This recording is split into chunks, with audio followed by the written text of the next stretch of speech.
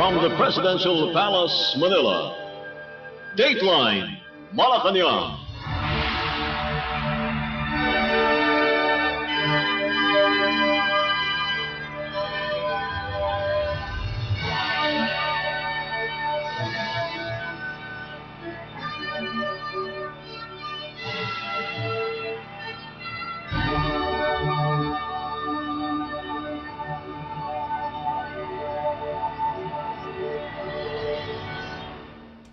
Good day, this is Dateline Malacañang, and here are the news. On the top story, the Malacañang Palace expressed their support to the Department of Agriculture or DA as they fight to bring back the authority over imported rice to the National Food Authority or NFA. In 2019, the rice tariffication law pulled out the rice importation market under the NFA's supervision, as this law lowered the prices of imported rice products under a purely tariff system, resulting in reduced income for local rice farmers. However, during a press briefing, Presidential Communications Officer PCO Undersecretary and Palace Press Officer Claire Castro expressed that the administration is willing to support the NFA in claiming their authority to monitor the price of the rice and possibly lower it for the benefit of the consumers. Totoo po yan. Maganda po sana po no, mabigyan muli ng authority ang NFA kasi nawalan po talaga sila ng power para po umangkat ng bigas at sa ngayon po sa lahat po ng gagawin po kasi ng NFA at ng DA dapat munang dumaan sa LGU, hindi po kasi nakakadiretso ang mga farmers. Kung ano man po ang dapat na gawin, dadaan muna po sila sa LGU. Yan po yung medyo nagiging problema po o nagiging issue po sa Department of Agriculture. Ayon na rin po yan kay Secretary Kiko. So mas maganda po talaga na mas mabigyan po talaga ng power ang NFA. I hope mapag-aralan muli ng Kongreso itong Rice Tariffication Act para po maayos din po at mabigyan po ng tamang authority ang NFA. Presidential Communications Office PCO Undersecretary and Palace Press Officer Claire Castro. Dateline Malacañang. Malacañang on Wednesday called on the public to participate in the Bakunahan sa Purok ni Juan, an intensified measles catch-up immunization program. Presidential Communications Officer PCO Undersecretary and Palace Press Officer Claire Castro said the measles catch-up inoculation drive is carried out in health centers in the cities of Caloocan, Quezon, Taguig, Manila, Mandaluyong, and Las Piñas. Castro encouraged parents or guardians to have their children vaccinated against measles. She said there will be another immunization activity against the disease in other parts of the country in the second quarter of 2025. Sana po maipahatid natin to sa taong bayan na meron po tayong bakunahan sa Purok ni Juan. At magkakaroon po ito ito po yung measles catch-up immunization campaign at sa selected LGUs po dito sa Metro Manila. At ito'y ginaganap na po March 17 up to 28. So, kung ang kababayan po natin ay may mga panahon, punta lamang po sila sa mga health centers at maia-avail po nila itong pagbabakuna, especially po sa sinasabi nating tigdas. Baka po yung ibang mga magulang or guardians ay hindi pa po alam na meron po tayong bakunahan sa Purok ni Juan. Ito po, sabihin ko po yung mga lugar. Punta lamang po sila sa health centers. Caloocan, Quezon City, Taguig, sa Manila, Mandaluyong at Las Piñas. At sa iba pang mga LGUs po ay gagawin po ito sa second quarter of 2025. So punta lamang po kayo sa health centers ngayon para sa pagpapabakuna ng inyong mga anak. The Bakunahan sa Purok ni Juan aims to increase immunization coverage by providing catch-up immunization to protect communities and vulnerable populations from vaccine-preventable diseases such as measles. The Department of Health or DOH earlier called on the public to get children under 2 years old vaccinated against measles, rubella, as it warned that an infected individual may spread the disease to up to 16 children. Based on the data from the DOH, a total of 922 measles rubella cases have been recorded from January 1 to March 1 this year, up by 35% from 683 cases logged in the same period in 2024.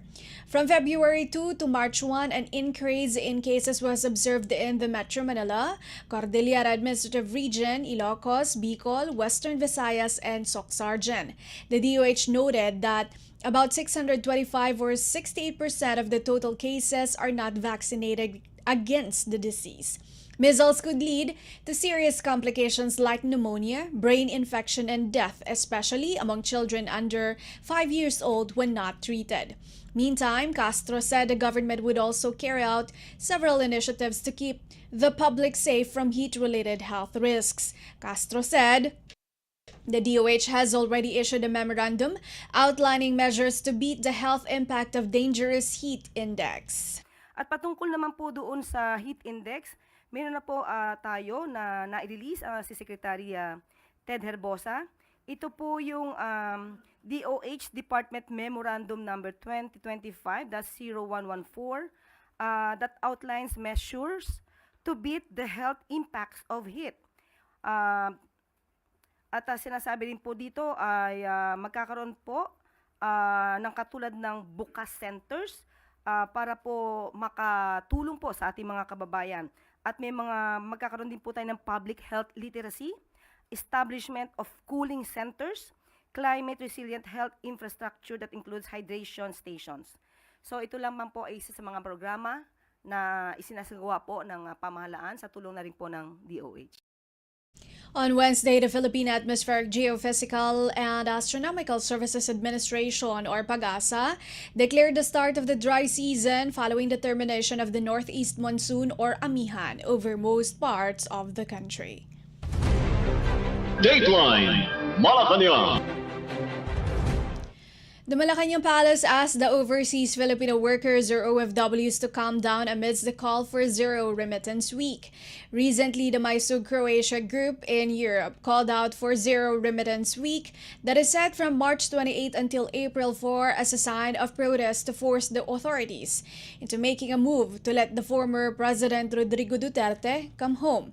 The former President Duterte is currently being detained at The Hague, Netherlands, to face criminal charges under the International Criminal Court. Due to this, the OFW supporters of Duterte are set to stop their remittance for a whole week, possibly retailing the national economy since the OFW remittances contribute significantly to the country's economy.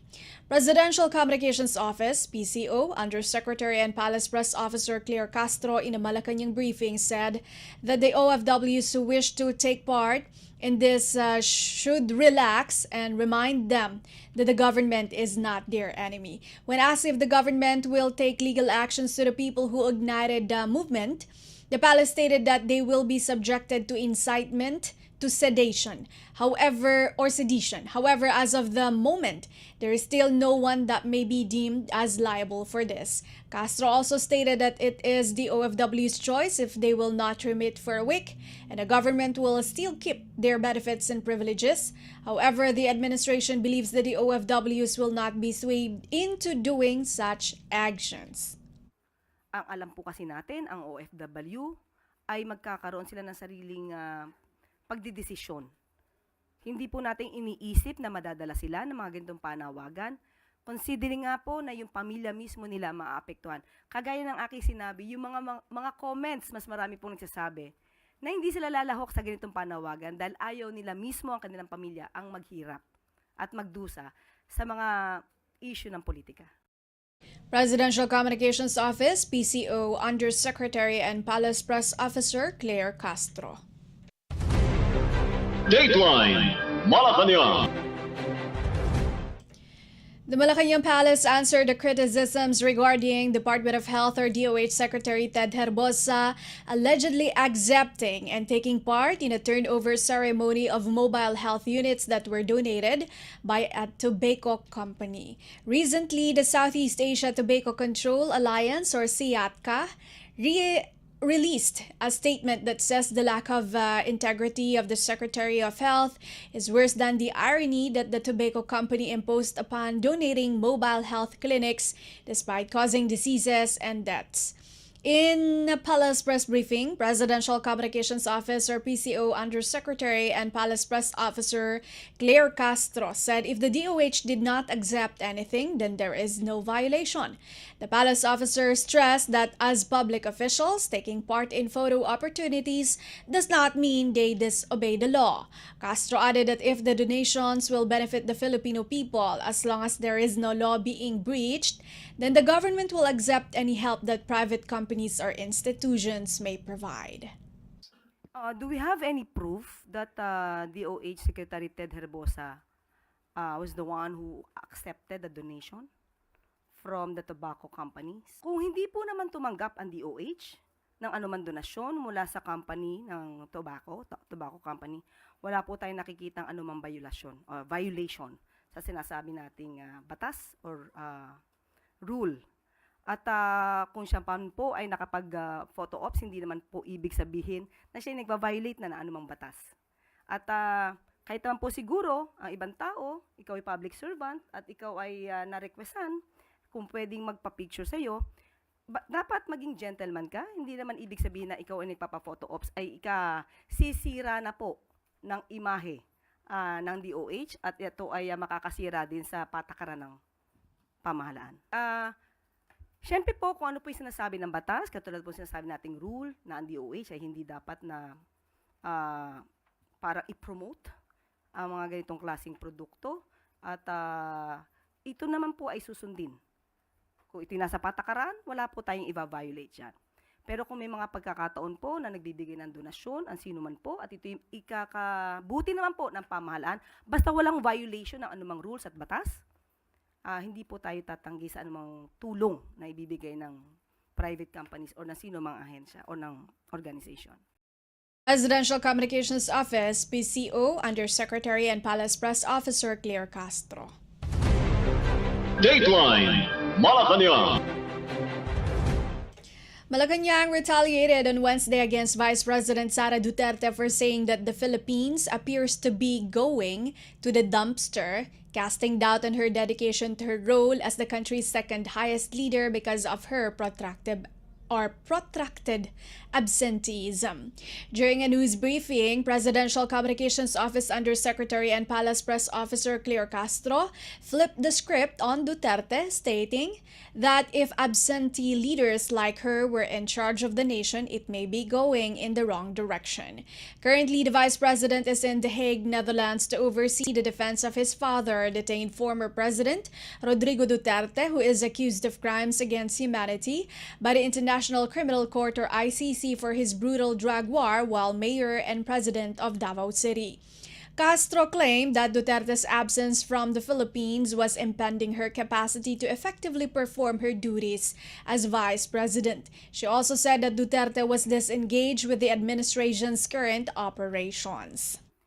Siguro sinasabi niya yan na road to perdition na tayo. Bakit? Dahil hindi niya naman nakikita kung ano ang mga ginagawa, mga proyekto, programa na isagawa na at naitulong na ng pamahalaan sa taong bayan. Hindi ba mas magiging mapupunta tayo sa dumpster kung ang magiging pangulo natin o ang magiging leader natin ay ang mga katulad nila VP Sara, mas na inuuna pang magpunta sa abroad, magsilbi sa isang tao, although tatay niya po yun, pero marami pa rin pong Pilipino na umaasa sa kanya bilang vice-presidente. Mahirapan po tayo magkaroon ng pangulo kung lagi po nasa abroad at hindi po ginagawa ang trabaho dito sa Pilipinas. Presidential Communications Office, PCO Undersecretary and Palace Press Officer Claire Castro. Dateline Malacañang.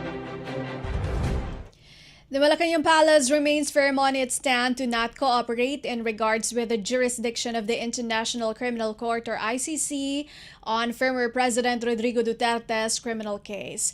When asked why not the justice system of the country be put in charge of former President Duterte's case, especially now that the former president does not have enough power in the administration, Presidential Communications Office, PCO, Undersecretary and Palace Press Officer Claire Castro answered that the ICC had started their investigation first.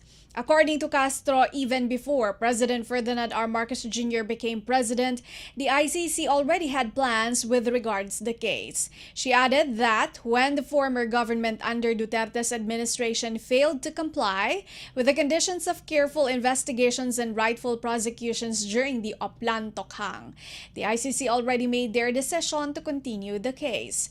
The palace press officer explained that former President Duterte also had cases of meddling with the findings of the National Bureau of Investigation or NBI that may have made his case more serious. We have not been cooperating with the ICC. It's clear because the stance of the president regarding the jurisdiction of ICC over the Philippines remains. Unang-una po, sinabi po nga natin na nauna na po kasi nag-imbestiga ang ICC, ang mga prosecutors ng ICC. Hindi pa po nakaupo ang Pangulo, si Pangulong Marcos. Nakapag-decide na po ang prosecutor ng ICC na ituloy ang pag-iimbestiga dahil hindi tumupad ang dating pamahalaan sa kanilang pangako na sila ay magkakaroon na ng tamang pag-iimbestiga at ipoprosecute ang dapat na i-prosecute.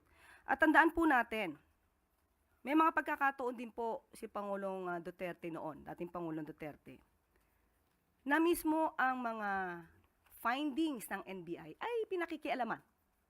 So talagang masasabi natin hindi gumana ang justice system sa kanila. Sa ibang tao, sa ordinaryong tao, yes, gumagana. Pero sa kanila, ay mukhang hindi.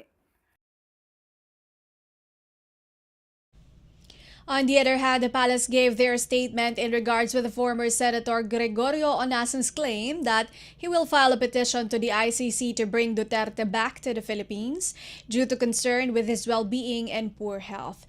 Castro stated that this is Onasan's right and the government does not have any jurisdiction and responsibilities over that.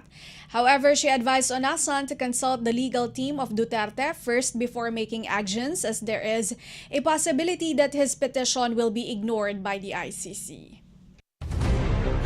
Dateline Malacañang. The New People's Army or NPA is now leaderless and only has one remaining weekend guerrilla front that is expected to be dismantled within the year, the National Security Council or NSC said Wednesday. In a panel discussion hosted by the Presidential Communications Office, NSC Assistant Director General Jonathan Malaya said the NPA, the armed wing of the Communist Party of the Philippines or CPP, is now at its lowest point in its more than 50 years of reign of terror in the countryside.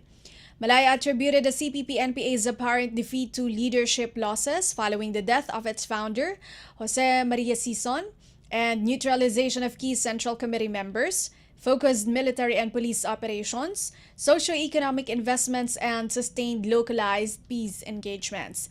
He said the National Task Force to End Local Communist Armed Conflicts or NTF-ALCAC anti-terror grooming and radicalization program impeded the NPA's recruitment efforts in schools and universities. He added that the NPA did not succeed in reclaiming its lost mass bases because of the NTF-ALCAC's initiatives, intensified military and police operations, legal and financial restrictions, socio-economic projects, and amnesty programs. Malaya touted the 98.88% accomplishment rate in dismantling the NPA's guerrilla fronts, adding that the rebels could no longer be considered a threat to the peaceful conduct of the May 2025 midterm elections.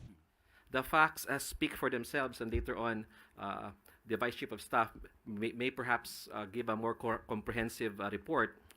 There is now only one remaining weekend guerrilla front in the province of Camarines Sur. Wala na pong ibang active guerrilla front, weekend na lang at nasa Camarines Sur. Ang nakakalungkot, taga dun pa ako. And this and this remaining weekend guerrilla front will be dismantled within the year. At present, there are only 1,050 remaining NPA armed members scattered and isolated in some parts of the country. When NTF-ELCAC was organized, 89 po lahat yan. 89 guerrilla fronts. And now we are at one weekend guerrilla front. That is equivalent to a 98.88% accomplishment rate from the original target. While there is only one NPA guerrilla front in the country, it is very challenging to dismantle the group because it is constantly evading the troops, Armed Forces of the Philippines Deputy Chief of Staff Lieutenant General Jimmy Larida said.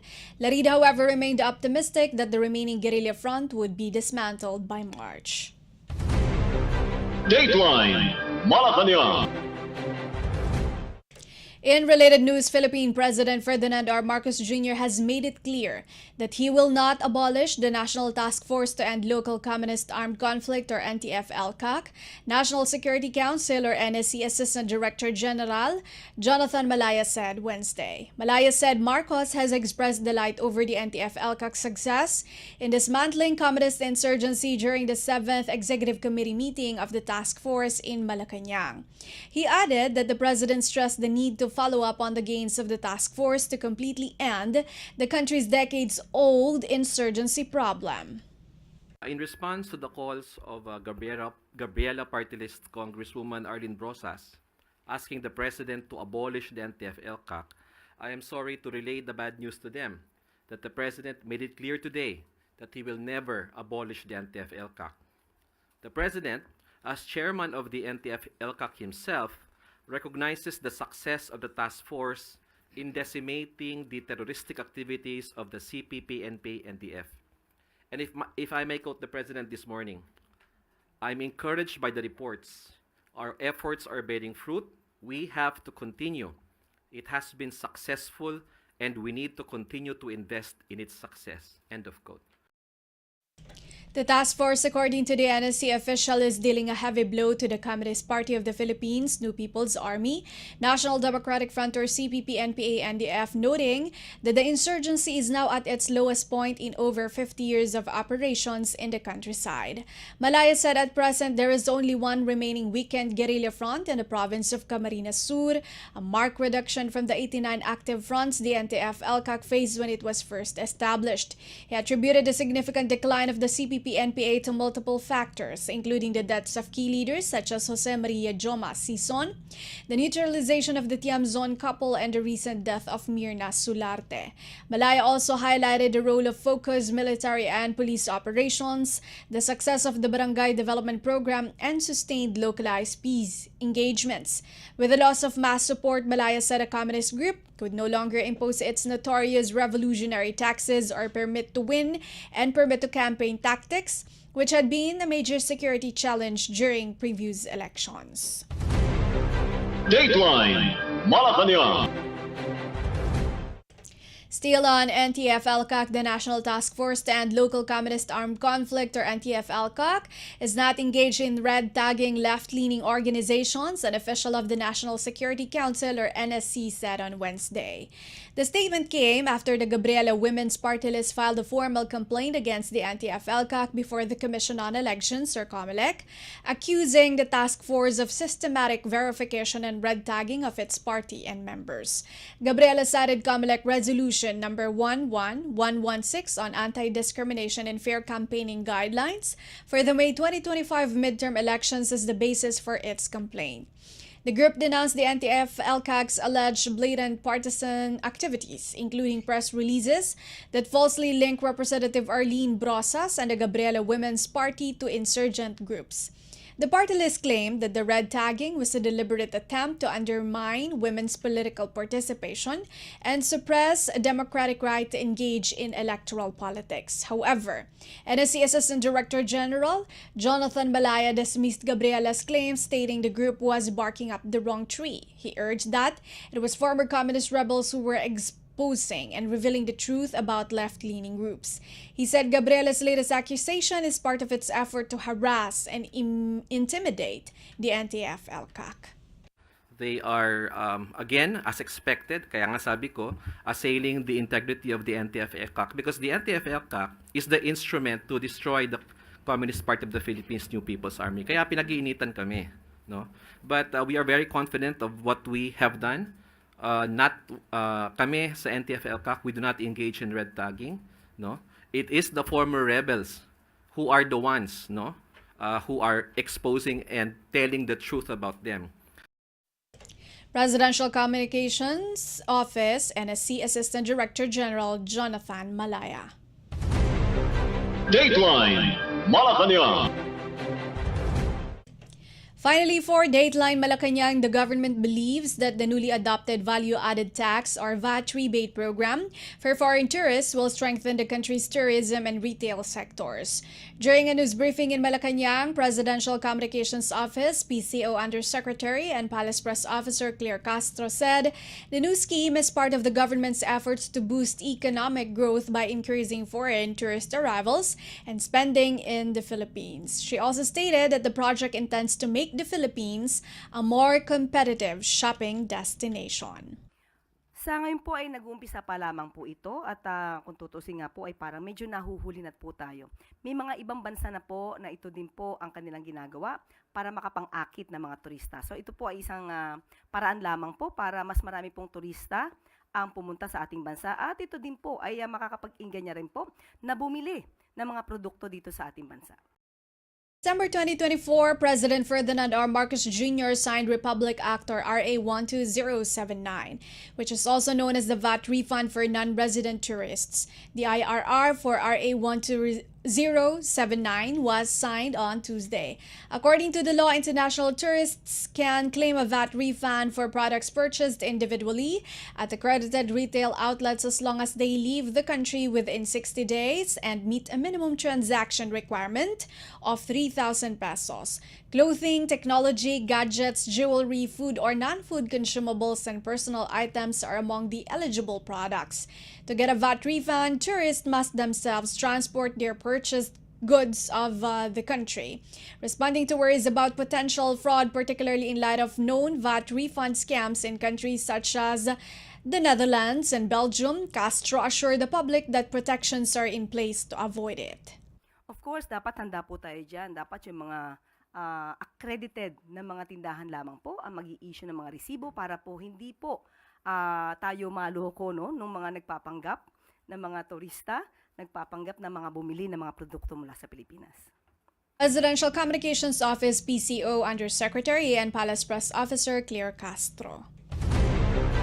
Dateline Malacañang. And that is all for today's Dateline Malacañang. For Radyo Pilipinas World Service, this has been Bea Gaza-de Guzman. From the Presidential Palace, Manila, Dateline Malacañang.